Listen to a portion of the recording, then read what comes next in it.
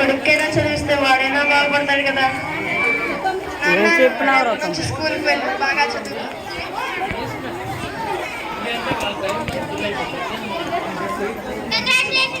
ఎందుకండి? థ్యాంక్స్ అండి. థ్యాంక్స్ అన్న, నా గౌరవాన్ని నిలబెట్టాం. ఈసారి నుంచి ఇలాగే చదువు.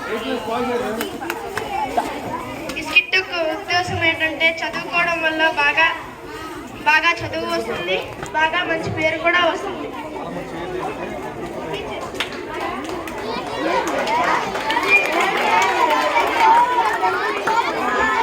అలాగే